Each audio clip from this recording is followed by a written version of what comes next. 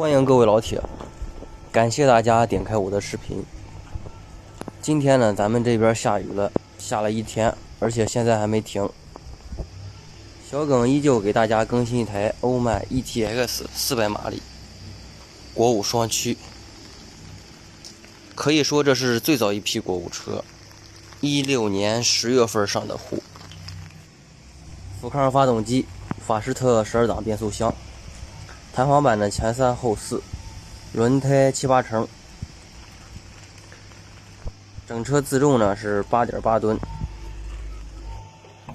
咱们看一下车况。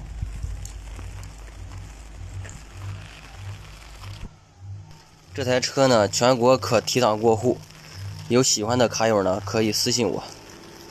感谢大家观看。